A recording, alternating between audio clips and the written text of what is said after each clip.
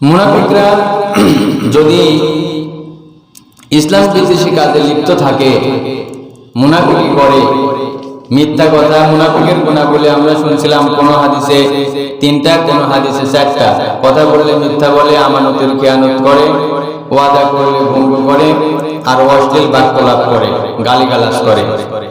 তো কোন মুনাফিক যদি মনে করে আমি ইমানদার হব, খাঁটি মুসলমান হব, মুনাফিকি আর করবো না, যদি তওবা করে ফিরে আসে, মুনাফিকি কার্যকলাপ যদি ছেড়ে দেয়, যদি ভালো হয়ে চলে, ইসলামের পথে চলে, তাহলে আল্লাহ তাআলা চাইলে তাকে ক্ষমা করবেন, তাকে ইমানদার মুসলমানদের কাতারে শামিল করা হবে। মুনাফিকরা যদি তাওবা করে নিজেদের কাজ সংশোধন করে নেয়, তাহলে তারা মুমিনদের সাথে থাকবে, ইমানদারদের দলভুক্ত হবে। আল্লাহ রাব্বুল আলামিন বলছেন, ইল্লাল্লাযীনা তাবু ওয়া আসলাহু ওয়া তাসামু বিল্লাহি ওয়া আখলাসু দীনাহুম লিল্লাহি ওয়া উলাইকা মাআল মুমিনিন। আল্লাহ রাব্বুল আলামিন বলছেন, তবে তাদের মধ্য থেকে, অর্থাৎ মুনাফিকদের মধ্য থেকে যারা তাওবা করবে, নিজেদের কর্মনীতি সংশোধন করে নেবে, আল্লাহকে দৃঢ়ভাবে আঁকড়ে ধরবে এবং নিজেদের দিনকে একনিষ্ঠভাবে আল্লাহর জন্য নির্ধারিত করে নেবে, তারা মুমিনদের সাথেই থাকবে, তারা মুমিনদের দলভুক্ত হয়ে যাবে। সুবহানাল্লাহ। কাজ কি? তওবা করতে হবে, ফিরে আসতে হবে, নিজেদের কর্মনীতি সংশোধন করতে হবে এবং আল্লাহর দ্বীনকে দৃঢ়ভাবে আঁকড়ে ধরতে হবে। এবং কি করতে হবে? আল্লাহর উপর তো অবশ্যই ঈমান থাকতেই হবে। আর এই গুণ যদি থাকে, আল্লাহ তাআলা বলছেন যে যেহেতু তারা মুমিনদের সাথে সাথী হয়ে যাবে, দলভুক্ত হয়ে যাবে মুমিনদের, আর মুমিনদের জন্য আল্লাহ তাআলা রেখেছেন মহা পুরস্কার। আল্লাহ তাআলা ক্ষমাশীল, দয়াশীল। আল্লাহ রাব্বুল আলামিন বলছেন, ওয়াসাউফা ইউতিল্লাহুল মুমিনিনা আজরান আযীমা। আর আল্লাহ নিশ্চয়ই মুমিনদেরকে মহা পুরস্কার দান করবেন।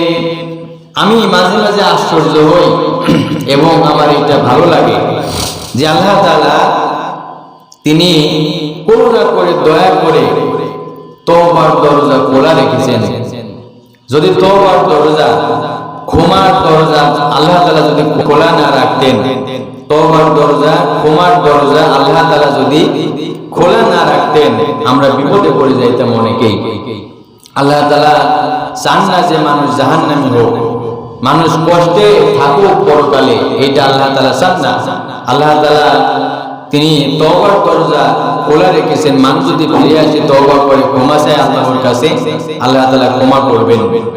এখন আপনি যদি মুনাফিক থেকে তওবা করে ফিরে আসতে চান, তাহলে কয়েকটি শর্ত আছে। শর্তটা হচ্ছে, আপনি যদি ইমানদারদের দলে শামিল হতে চান, কয়েকটি শর্ত, সেটা হচ্ছে প্রথম কাজ তওবা করতে হবে। এই তওবা এমন ভাবে করতে হবে, পুরোপুরি আপনাকে চলে আসতে হবে ইমানদারদের দলে। আপনি যদি মনে করেন উপর দিয়ে তওবা করলাম, ফিরে আসলাম, ভিতর ভিতর যা চাই, ওই তওবার কাজ হবে না। নিজের গুনাহ ও ভণ্ডামির পথ থেকে, কপটতার পথ থেকে আন্তরিকভাবে ফিরে আসতে হবে, একবারে বুঝে শুনে মন থেকেই ফিরে আসতে হবে। আর আল্লাহর কাছে দুঃখ প্রকাশ করে, অনুনয় বিনয়ের সাথে আল্লাহ তাআলার কাছে ক্ষমা চাইতে হবে যে আল্লাহ তাআলা, আল্লাহ আমি তো অতীতে ভুল করেছি, গুনাহ করেছি, অন্যায় করেছি, মুনাফিকি করেছি, খারাপ কাজ করেছি, ইসলামের সাথে দুশমনি করেছি, আল্লাহ তুমি আমাকে মাফ করে দাও, বিনয়ের সাথে বলতে হবে। আরেকটি হচ্ছে নিজেদেরকে সংশোধন করা, এটাও একটি শর্ত।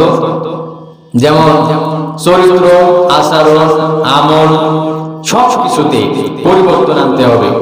পূর্বের কপটতা, প্রতারণা, দ্বিমুখী আচরণ, এগুলা সব ত্যাগ করতে হবে, ছেড়ে দিতে হবে।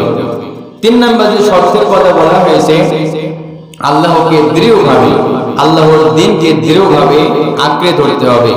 আল্লাহর আদেশ নিষেধকে আন্তরিকভাবে মেনে চলা, আল্লাহর উপর ভরসা করা, আল্লাহকে ভয় করা, আল্লাহর কাছে আশা করা, আল্লাহর সঙ্গেই দৃঢ় সম্পর্ক গড়ে তোলা। কোন শয়তানের সাথে, নাস্তিকের সাথে, ইসলাম বিদ্বেষী কোন মানুষের সাথে আপনার গভীর সম্পর্ক হবে না। আপনার সম্পর্ক স্থাপন করতে হবে আল্লাহর সঙ্গে। আপনার বন্ধু আল্লাহ। আল্লাহ যদি কোনো মানুষের বন্ধু হয়, ওর আর কিছু দরকার হয় নাই। এই জন্য আপনি যখন ফিরে আসবেন, আপনার ভরসার জায়গা হবে আল্লাহ তাআলা। আল্লাহর উপর ভরসা করবেন, ভয় করবেন আল্লাহকে। মনের যা আশা আছে, আকাঙ্ক্ষা আছে, আশা আছে, সবকিছুই চাইবেন আল্লাহর কাছে, অন্য কারো কাছে ধর্ণা দেওয়া যাবে না। আরেকটি বিষয় হচ্ছে যে আপনি যখন ঈমানদার হওয়ার ইচ্ছা পোষণ করবেন, মুনাফিকি থেকে ফিরে আসার ইচ্ছা পোষণ করবেন, আরেকটি শর্ত আপনাকে খেয়াল রাখতে হবে, সেটা হচ্ছে দিনকে খাঁটি করা। খাঁটিভাবে আল্লাহর দিনকে গ্রহণ করতে হবে, একনিষ্ঠভাবে, শুধু আল্লাহর সন্তুষ্টির জন্যই আমল করতে হবে।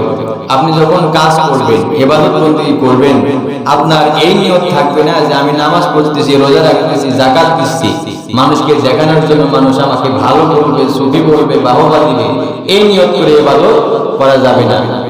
আরেকটি শর্ত হচ্ছে এটা যে দিনকে খাঁটি করা, শুধু আল্লাহর সন্তুষ্টির জন্যই আপনি ইবাদত বন্দেগী, নামাজ, রোজা, দান, সদকা, ইসলামের পথে চলা, যা কিছু করবেন, সন্তুষ্টি একজনের হতে হবে। তিনি কে? আল্লাহ তাআলা। আল্লাহর সন্তুষ্টির জন্যই সমস্ত ভালো কাজগুলো আপনাকে করতে হবে। নইলে অন্যকে দেখানোর জন্য যদি আপনার কাজ হয়, ইবাদত হয়, কাজ হবে না, কোনো লাভ হবে না। আরেকটি হচ্ছে লোক দেখানোর জন্য বা অন্য স্বার্থে ধর্মীয় কাজ না করা। আপনি যে ধর্মীয় কাজ করতেছেন, সেটা ইমামতি হোক, মসজিদ হোক, কোনো সামাজিক কাজ হোক, ঈদগাহ কাজ হোক, গোরস্থানের কাজ হোক, অথবা কোনো জালসা, যে কাজই হোক, ভালো ভালো যে কাজগুলো আছে, এইটা আপনি যা করবেন সন্তুষ্টি হবে আল্লাহর। ইসলামের পথে চলবেন, ইসলামের পথে কাজ করবেন, আল্লাহকে খুশি করার উদ্দেশ্যে করতে হবে। যদি কোনো মানুষকে দেখানোর উদ্দেশ্যে আপনি কোনো কাজ করেন, ভালো কাজ করেন, দান করেন, সদকা করেন, ইসলামের পথে, ইসলামী আন্দোলনে যোগ দেন, মানুষকে দেখানোর উদ্দেশ্য হলে 4 পয়সার লাভ হবে না। লক্ষ্য করেন, কোন মানুষ যদি আল্লাহ রাব্বুল আলামিনের উপর ঈমান আনে, ভালো ভালো কাজ করে, আল্লাহর হালাল মেনে চলে, আল্লাহর হারাম থেকে দূরে থাকে, আল্লাহ তাআলা যা আদেশ করেছেন মেনে চলবে, যা নিষেধ করেছেন তার থেকে দূরে থাকবে, ভালো ভালো কাজ যদি করে, তাহলে এমন মানুষকে আল্লাহ তাআলা যে কষ্ট দিবেন তার কোনো প্রয়োজন নাই। আল্লাহ এমন নন যে মানুষ ইবাদত করবে, বন্দেগী করবে, আল্লাহর গোলামি করবে, এরপরেও যে আল্লাহ তাআলা তাকে শাস্তি দিবেন, এমনটা না। অর্থাৎ আল্লাহর কথা হচ্ছে, আল্লাহর নেক বান্দা যারা, তারা যদি আল্লাহর পথে থাকে, আল্লাহ তাআলা তাদেরকে শাস্তি দিবেন না, তাদের শাস্তি দেওয়ার আল্লাহর কোনো প্রয়োজন নাই। আল্লাহ রাব্বুল আলামিন বলছেন, মা ইয়াফআলুল্লাহু বিআযাবিকুম ইন শাকারতুম ওয়া আমানতুম ওয়া কানাল্লাহু শাকিরুন আলিমা। আল্লাহ রাব্বুল আলামিন বলছেন, আল্লাহর কি প্রয়োজন, আল্লাহর কি দরকার যে তোমাদেরকে অযথা খামখাই শাস্তি দিবেন। যদি তোমরা কৃতজ্ঞ বান্দা হয়ে থাকো এবং ঈমানের নীতির উপর চলো, আল্লাহর কথা বলো, তোমরা যদি কৃতজ্ঞতা প্রকাশ করো, আল্লাহর কৃতজ্ঞ বান্দাই হও এবং ঈমানের নীতির উপর যদি চলেই থাকো, আল্লাহর কি দরকার যে তোমাদেরকে খামখা কষ্ট দিবেন, শাস্তি দিবেন। অর্থাৎ আল্লাহ তাআলা তোমাদেরকে শাস্তি দিবেন না, কষ্ট দিবেন না, যদি ঈমানের সাথে থাকো, আল্লাহর কৃতজ্ঞতা স্বীকার করো। আল্লাহ রাব্বুল আলামিন এরপর বলছেন, আল্লাহ বড়ই পুরস্কার দানকারী, তিনি সর্বজ্ঞ। সুবহানাল্লাহ। আল্লাহ তাআলা বলছেন, আল্লাহর কি দরকার, আল্লাহর কি প্রয়োজন যে তোমরা ঈমান আনলে, কৃতজ্ঞতা প্রকাশ করলে, ভালো ভালো কাজ করলে, ইবাদত করলে, ইসলামের পথে থাকলে, চললে, আল্লাহ তাআলা তোমাদেরকে কেন শাস্তি দিবেন? আল্লাহ কি শাস্তি দিবেন? যদি কোনো মানুষ ভালো কাজ করে, ভালো কাজ করলে আল্লাহ তাআলা শাস্তি দিবেন না। এখন আল্লাহ শাস্তি যে দিতে চান না, এর একটি বিষয় আছে, সেটা হচ্ছে দুটি মূল গুণের কথা এখানে উল্লেখ করা হয়েছে। একটা হচ্ছে যে ঈমান ও কৃতজ্ঞতা, সেটা হচ্ছে অত্র আয়াতে বলা হয়েছে ঈমান আনা, আল্লাহ তাআলা রাসূল ও কোরআনকে সত্য বলে মনে করা, বিশ্বাস করা।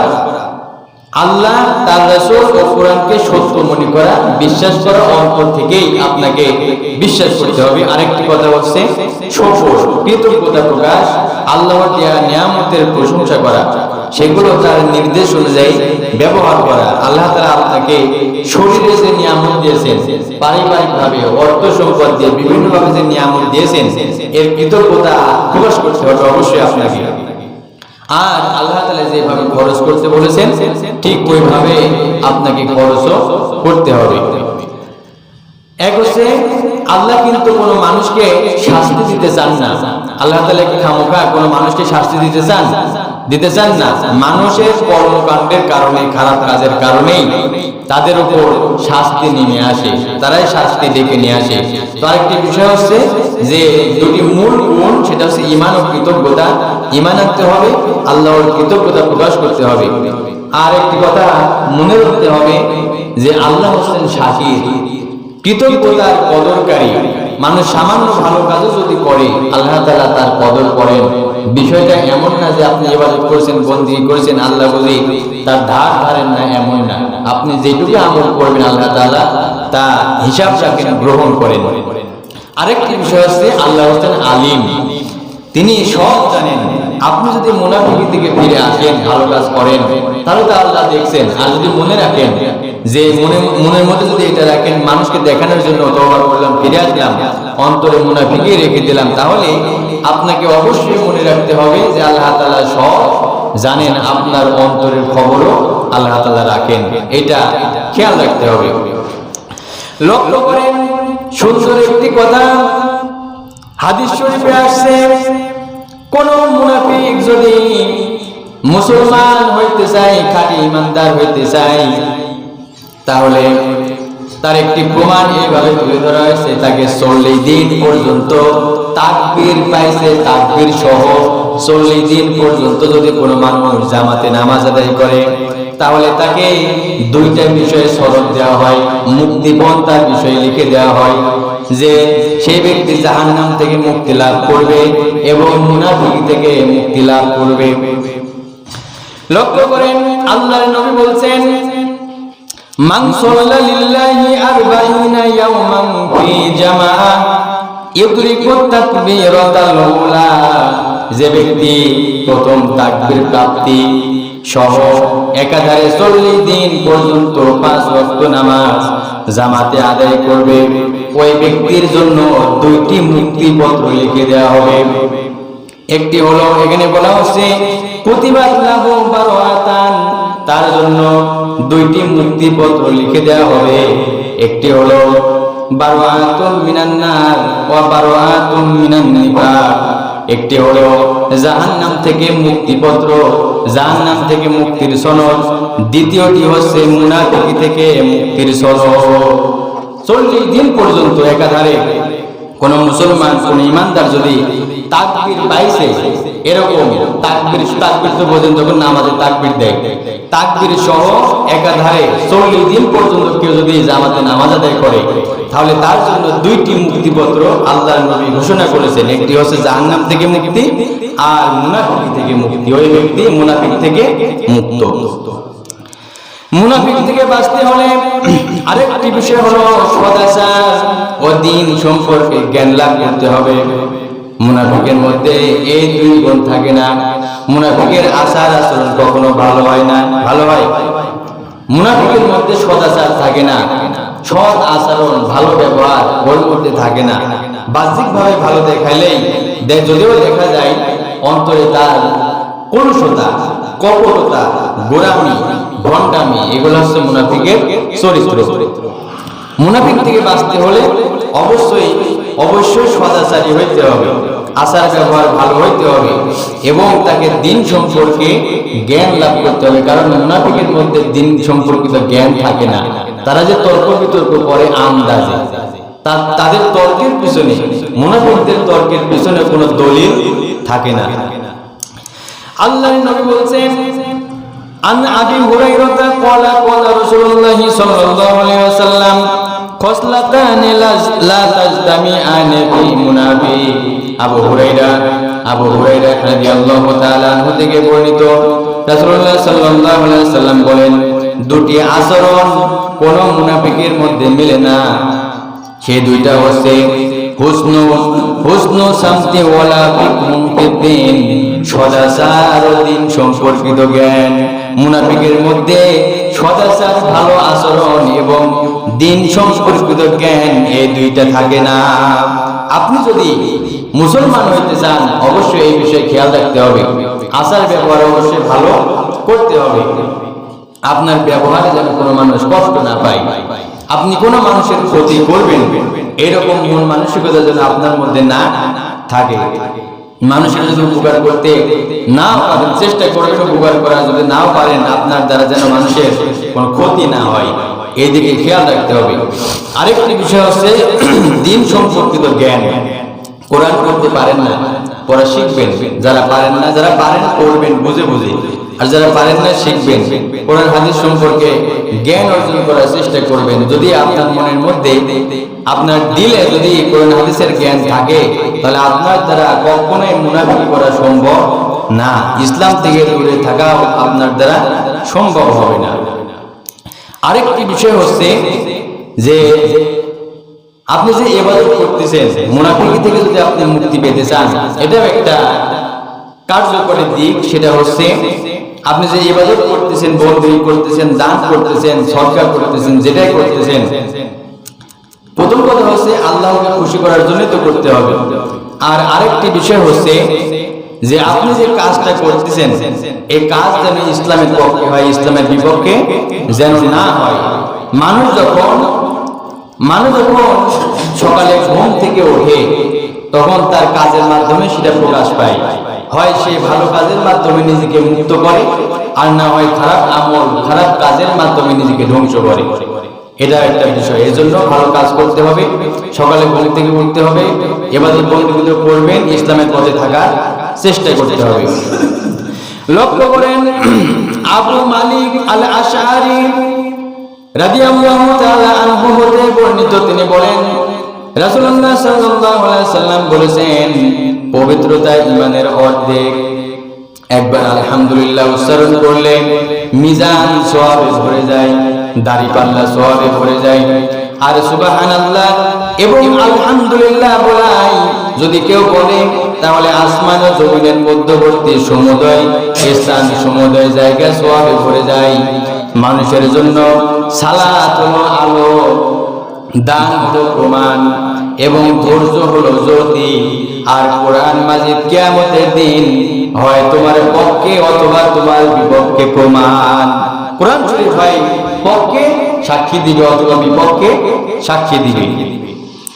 এরপরে বলা হচ্ছে, ভোরবেলায় ঘুম থেকে জাগরণের মাধ্যমে প্রত্যেকটা মানুষ নিজেকে আমলের নিকট বেছে দেয়, কাজের কাছে বেছে দেয়। তারপর ভালো আমলের মাধ্যমে হয়তো সে নিজেকে মুক্ত করে, অথবা খারাপ কাজের মাধ্যমে সে নিজেকে ধ্বংস করে। ঘুম থেকে ওঠার পর মানুষ কাজের কাছে, আমলের কাছে নিজেকে বিক্রি করে দেয়। হয় সে ভালো কাজের মাধ্যমে নিজেকে মুক্ত করে, অথবা খারাপ কাজ, খারাপ আমলের মাধ্যমে সে নিজেকে ধ্বংস করে দেয়। এই জন্য প্রত্যেকটা কাজ আপনি লক্ষ্য করবেন যে আল্লাহর সন্তুষ্ট আছে কিনা, রাসূলের নির্দেশ মোতাবেক এটা হচ্ছে কিনা, খেয়াল করতে হবে। রাসূলকে অনুসরণ করা হচ্ছে কিনা, এটা আপনাকে অবশ্যই খেয়াল রাখতে হবে। আরেকটি বিষয় হচ্ছে, আপনি যদি মুনাফিকি থেকে বাঁচতে চান, এটাও একটি দিক, রাত জেগে ইবাদত করা। যারা মুনাফিক আছে, তারা যদি মনে করে আমরা ফিরে আসবো, ইমানদার হবে, তাহলে তাকে রাত জেগে ইবাদতের অভ্যাস করতে হবে। শুধু যে রাত জেগে ইবাদত, মুনাফিকরা যারা ফিরে আসবে তারাই করবে, আর খাঁটি ইমানদাররা করবে না, মুসলমানরা করবে না, এমন না। যদি রাত থেকে কেউ তাহাজ্জুদে নামাজ আদায় করে, ইবাদত করে, বন্দেগী করে, এতে তার অন্তরে আল্লাহর প্রতি মহব্বত বৃদ্ধি পায়। কারণ সবাই ঘুমায়, কোনো মানুষ যদি রাত জেগে একা একা তাহাজ্জুদে নামাজ আদায় করে, আন্তরিকতাই অন্যরকম হয়। লক্ষ্য করেন, কাতাদা রাহমাতুল্লাহ আলাইহি বলেন, মুনাফিক খুব সময় রাত জাগে, খুব ভালোভাবে লক্ষ্য করবেন এই দিকে।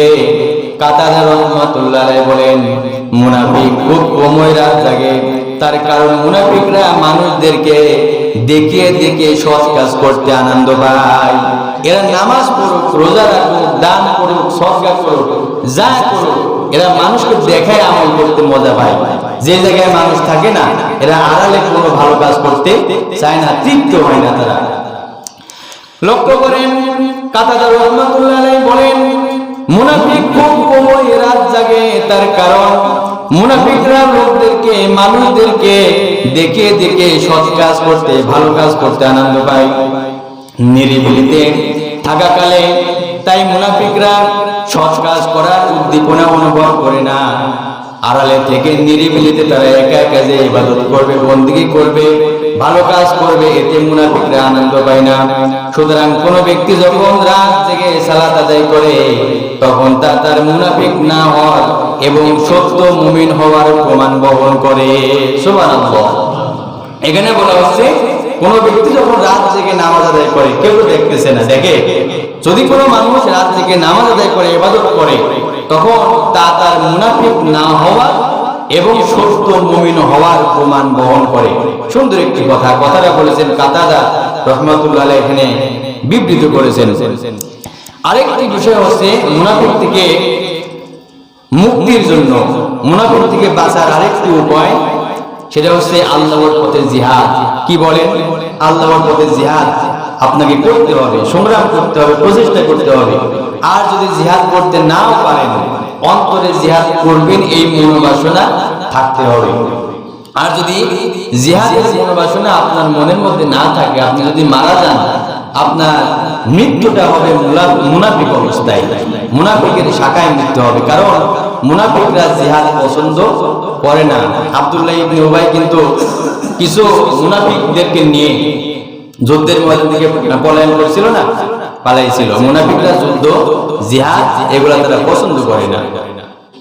আবু হুরায়রা রাদিয়াল্লাহু তাআলা আনহু হতে বর্ণিত, রাসূলুল্লাহ সাল্লাল্লাহু আলাইহি ওয়াসাল্লাম বলেছেন, মান মাতা ওয়া লাম ইয়াগজু ওয়া লাম ইউহাদ্দিস বিহি নাফসাহু মাতা আলা শুবাতিন মিন নিফাক। যে ব্যক্তি যুদ্ধ, জিহাদ না করে অথবা নিজের মনের মধ্যে জিহাদের সংকল্প না করে মারা যাবে, সে মুনাফিকের একটি শাখার উপর মারা যাবে।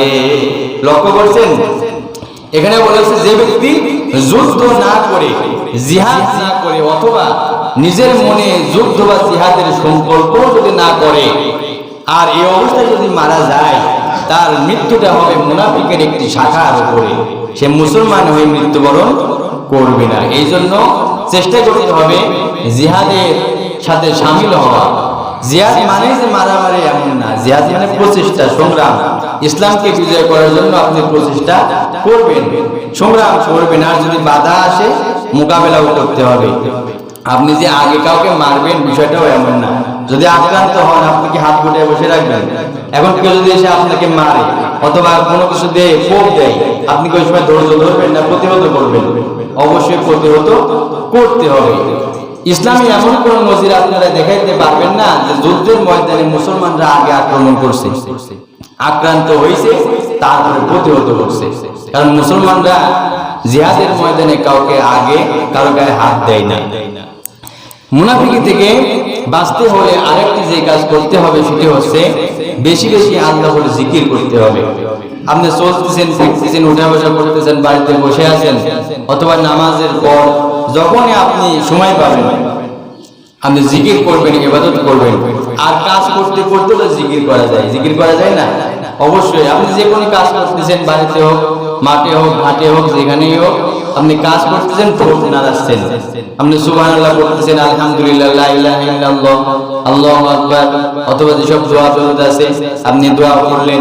ভালো ভালো কাজ করা যায়, কারণ মুখ দিয়ে তো আর আপনি জমি নিরাবেন না। যদি এই কাজ করেন, আপনার মুখ তো খোলাই থাকে, ইচ্ছা করলে জিকির করা সম্ভব।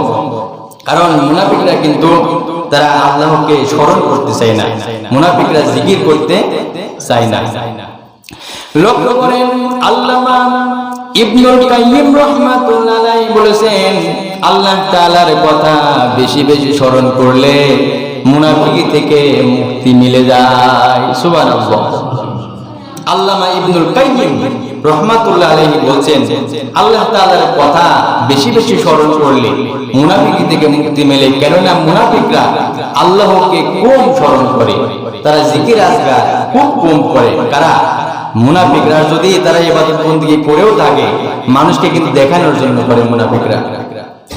আল্লাহ রাব্বুল আলামিন বলছেন মুনাফিকদের সম্পর্কে, ওয়ালা ইয়াযকুরুনাল্লাহা ইল্লা কলিলা। মুনাফিকরা আল্লাহকে খুব কমই স্মরণ করে, আল্লাহর জিকির আজকার, আল্লাহকে স্মরণ করা খুব কমই করে থাকে। কারা? মুনাফিকরা। মুনাফিকরা আল্লাহর জিকির করতে চায় না, ইবাদত বন্দেগী করতে চায় না। কাম রাদিয়াল্লাহু তাআলা আনহু বলছেন যে আল্লাহকে বেশি বেশি স্মরণ করে সে মুনাফিকি থেকে মুক্ত হয়ে যায়।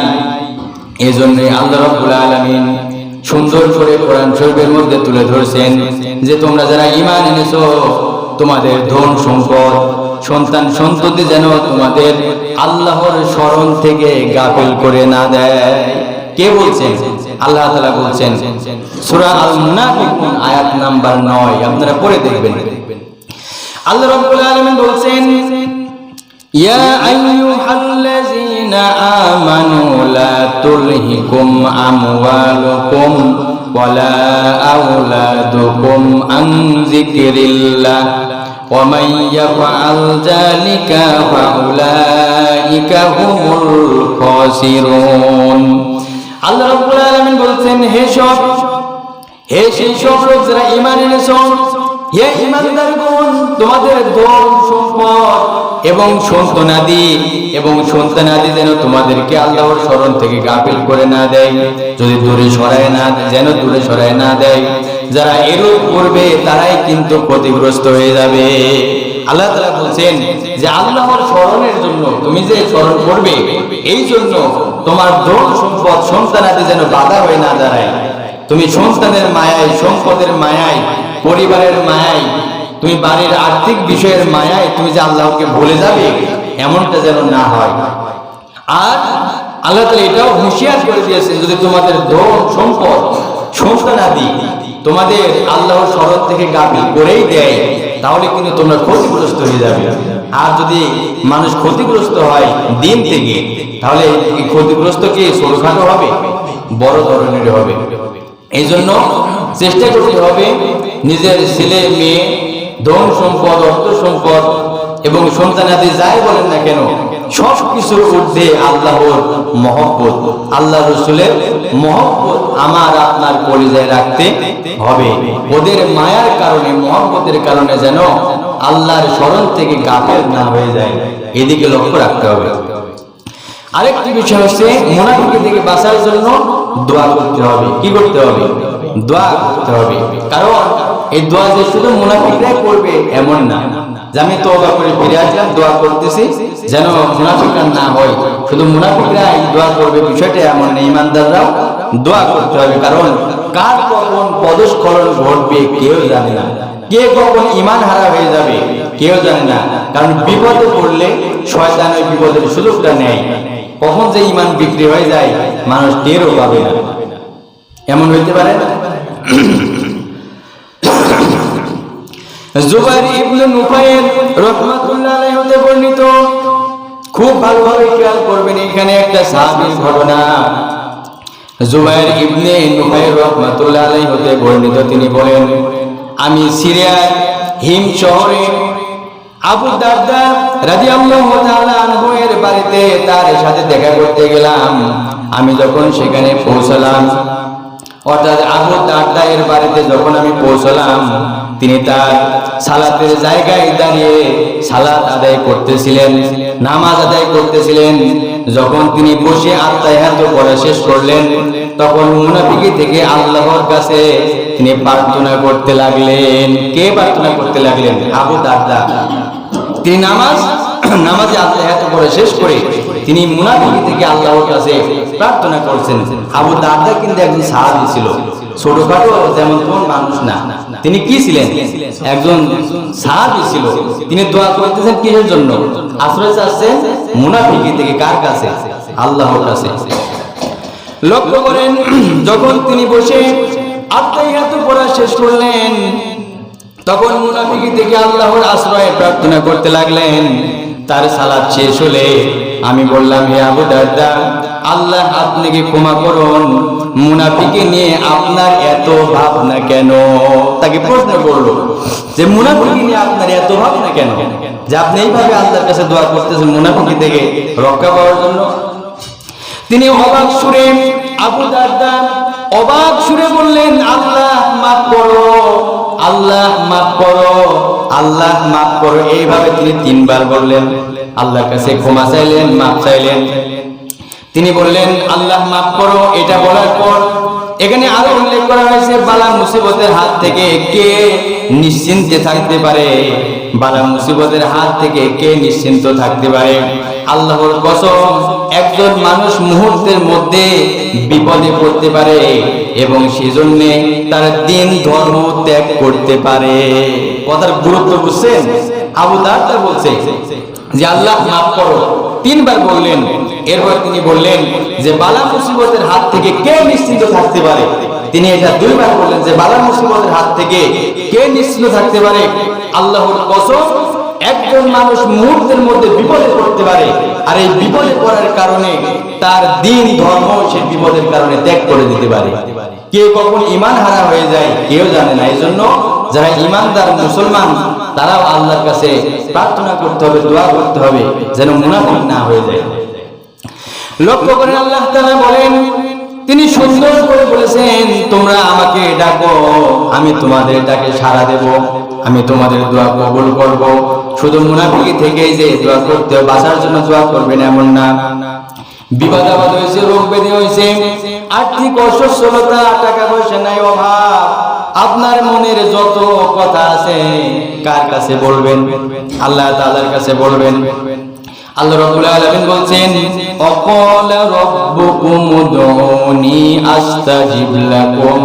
আল্লাহ তাআলা বলছেন, তোমাদের রব বলেন, আমাকে ডাকো, আমি তোমাদের ডাকে সাড়া দিয়ে দেব। সুবহানাল্লাহ। আল্লাহ তাআলা বলছেন, তোমরা, আল্লাহ নিজেই বলছেন যে তোমাদের রব বলেন যে আমাকে ডাকো, আমি তোমাদের দোয়া কবুল করব, তোমাদের ডাকে সাড়া দেব। আর যদি অহংকার করে কোনো মানুষ যে দূর কিসের দোয়া, কিসের কি, এমনি প্রাকৃতিক নিয়মে সব হয়, এরকম বিশ্বাস মানুষের নাই, এরকম নাস্তিক নাই যে স্রষ্টা বলতে কেউ নেই, সব প্রাকৃতিক নিয়মেই চলছে। এরকম যদি কোনো অহংকারে থাকে তাহলে তার জায়গা হবে কোথায়? জাহান্নাম। আল্লাহ রাব্বুল আলামিন এই কথা বলার পর এইটাও স্মরণ করাই দিচ্ছেন, ইন্নাল্লাযীনা ইস্তাকবিরুনা আন ইবাদাতি সায়াদখুলুনা জাহান্নামা দাখিরিন। যেসব মানুষ গর্বের কারণে, অহংকারের কারণে আমার দাসত্ব থেকে মুখ ফিরিয়ে নেবে, তারা অচিরেই লাঞ্ছিত ও অপমানিত হয়ে জাহান্নামের মধ্যে তারা প্রবেশ করবে। আল্লাহর কাছে আপনার কোনো মাপবাড়ি নাই, আল্লাহর কাছে সব সময় আপনি নত হয়ে চলবেন। আপনি কত টাকার মালিক এটা দেখাই বিষয় আল্লাহর না। মুহূর্তের মধ্যে আল্লাহ তাআলা আপনাকে বাচ্চা থেকে ফকির বানিয়ে দিতে পারে না? এজন্য সব সময় চেষ্টা করবেন আল্লাহর সামনে নত হয়ে থাকতে। মুনাফিকি থেকে আমরা যদি বাঁচতে চাই, আরেকটি বিষয় সেটা হচ্ছে রাসূলের শেখানো দোয়া আমরা করতে পারি। রাসূল সাল্লাল্লাহু আলাইহি ওয়াসাল্লাম বলেন যে ইয়া মুকাল্লিবাল কুলুব, ইয়া মুকাল্লিবাল কুলুব সাসবিস কলবি আলা দীনি। অর্থাৎ হে মানব পরিবর্তনকারী, হে মনের পরিবর্তনকারী, আমার মনকে দ্বীনের উপর স্থির রাখুন। এই দোয়া রাসূল সাল্লাল্লাহু আলাইহি ওয়াসাল্লাম করতেন, বারবার এই দোয়া করতেন যে হে মনের পরিবর্তনকারী, আমার মনকে দ্বীনের উপর স্থির রাখুন। কারণ কার মন যে কখন দিন থেকে ছিটকে চলে যাবে কেউ জানে না। আরেকটি বিষয়, আরেকটি কথা বলে আলোচনা শেষ করব, সেটি হচ্ছে মুনাফিকের যে ভয়ঙ্কর শাস্তি আছে, এটাও মাথায় রাখতে হবে, মাথায় রেখেই স্মরণ করে দোয়া করতে হবে। সেটা হচ্ছে মুনাফিকের শাস্তি হবে জাহান্নামের সবচাইতে নিচে। ইন্নাল মুনাফিকিনা ফি দারকিল আসফালি মিনান নার, মুনাফিকরা জাহান্নামের সবচাইতে নিচে অবস্থান করবে। ফালাম তাজিদ লাহুম নাসিরা, আর তারা কোনো সাহায্যকারীও পাবে না। এই ভয় অন্তরে রাখতে হবে। আর মনের যত কাকুতি মিনতি আছে দোয়া করবেন, মুনাফিকি থেকে বাঁচার জন্য আল্লাহর কাছে দোয়া করবেন। আল্লাহ তাআলা আমাদের সবাইকে সেই তৌফিক দান করুন। সবাই বলেন আমিন। আসসালামু আলাইকুম ওয়া রাহমাতুল্লাহি ওয়া বারাকাতুহু।